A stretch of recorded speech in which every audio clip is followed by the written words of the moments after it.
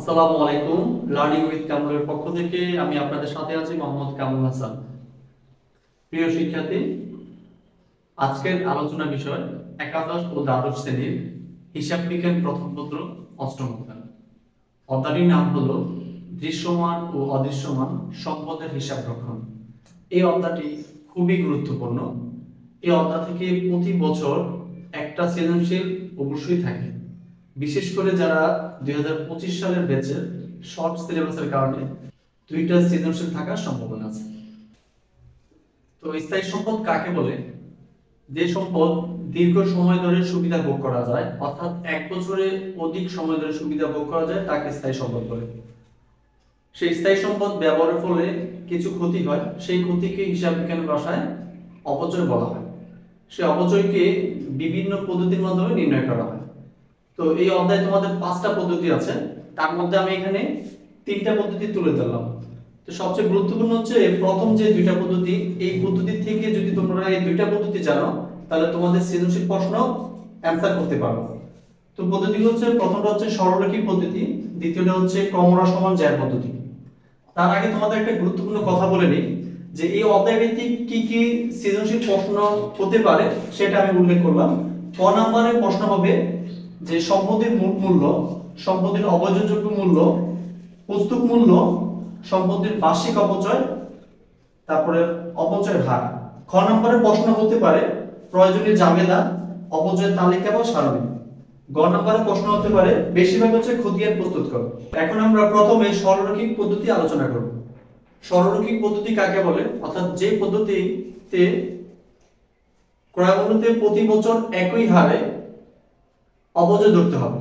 অর্থাৎ প্রথম 3 বছরের অপচয় ধার্য করা হবে। অর্থাৎ প্রথম বছরের অপচয় যদি তোমার 10,000 টাকা হয়, দ্বিতীয় বছরের অপচয় 10,000 টাকা হবে, তৃতীয় বছরের অপচয় কি 10,000 টাকা হবে। অর্থাৎ সরলরৈখিক পদ্ধতি তোমার একই মূল্যের উপর বারবার অপচয় ধার্য করতে হবে, সেটা হচ্ছে সরলরৈখিক পদ্ধতি। তো আমরা ক নাম্বার যে প্রশ্ন আছে সেগুলো আমরা একটু সমাধান করব যে কিভাবে নির্ণয় করা যায়। সম্পত্তির মোট মূল্য কি?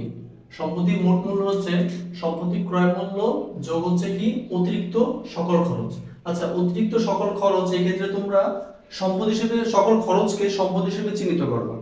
আমি এখানে একটা উদাহরণ লিখছি যে যন্ত্রপাতি ক্রয় মূল্য হচ্ছে 1 লক্ষ টাকা, তার পরিবহন খরচ হচ্ছে 10,000 টাকা, সংস্থাপন ব্যয় হচ্ছে 20,000 টাকা। তাহলে টোটাল তোমার কত টাকা? যন্ত্রপাতি ক্রয় মূল্য 10,000 টাকা, আর অতিরিক্ত খরচ কি কি আছে? পরিবহন খরচ 10,000 আর সংস্থাপন ব্যয় 20,000, তাহলে টোটাল কত? 30,000। তো 30 আর 1 লাখ কত? টোটাল 1,30,000 হচ্ছে সম্পত্তির মোট মূল্য। তারপর আমরা কি করব যে অবচয়যোগ্য মূল্য বের করব। তাহলে অবচয়যোগ্য মূল্য বের করতে কি কি লাগে আমাদের? যে সম্পত্তির মোট মূল্য মাইনাস ভগ্নাংশের মূল্য। আচ্ছা, ভগ্নাংশের মূল্য কি?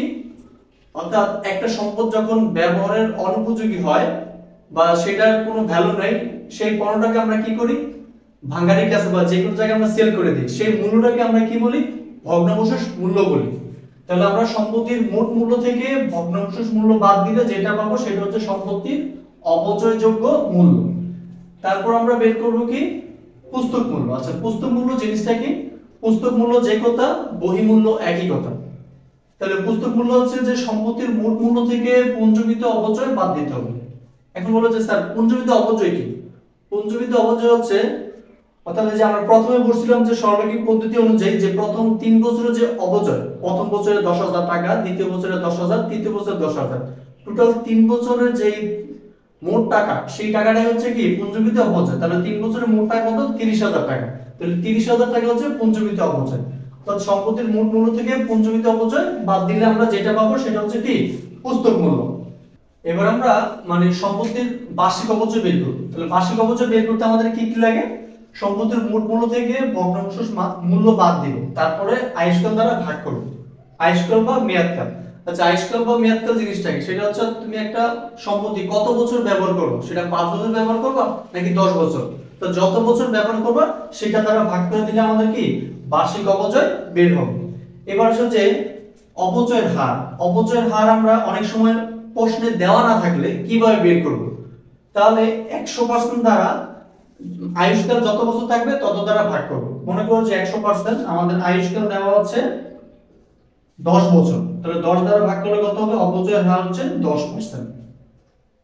এখন আমরা আলোচনা করব ক্রমহ্রাসমান জ্যার পদ্ধতি। ক্রমহ্রাসমান জ্যার পদ্ধতি কাকে বলে? অর্থাৎ ক্রম মানে কি? ধারাবাহিক, হ্রাস মানে কমানো, অর্থাৎ ধারাবাহিকভাবে কমানো। মনে করো একটা যন্ত্রপাতি ক্রয় মূল্য হচ্ছে 1 লক্ষ টাকা, তাহলে প্রথম বছরে, প্রথম 3 বছর আর কি, প্রথম বছরে অপচয় হচ্ছে 10%, এটা কি দেওয়া আছে। তাহলে 1 লাখ টাকার 10% কত হবে? 1 লাখ টাকা 10% 10,000 টাকা হবে। তাহলে প্রথম বছরে টাকা হলো কত? 10,000 টাকা অপচয়। এবার প্রথম বছর আমরা কি করব, যে দ্বিতীয় বছর করব, যে প্রথম বছর যে ক্রয়কৃত মূল্য সেটা থেকে 10,000 টাকা বাদ দিলে কত হবে? 90,000 টাকা। তাহলে 90,000 টাকার উপরে 10% অপচয় করলে কত হবে? তাহলে 9,000 টাকা। সেম ভাবে আমরা তৃতীয় বছর কি করব, যে 90,000 টাকা থেকে 9,000 টাকা অপচয় বাদ দিব। তো বাদ দিলে কত হয়? 81,000 টাকা। তাহলে 81,000 টাকার উপরে 10% অপচয় দিলে কত হবে? 8,100 টাকা। অর্থাৎ এইভাবে এই ক্রমহ্রাসমান জ্যার পদ্ধতি নির্ণয় করতে হবে, মানে অপচয় ধার্য করতে হয়। তো এখন আমি ক্রমহ্রাসমান জ্যার পদ্ধতির কিছু সূত্র আমি আলোচনা করব।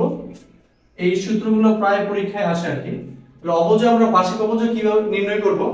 বার্ষিক অপচয় ইনটু হচ্ছে 2 দ্বারা গুণ করব।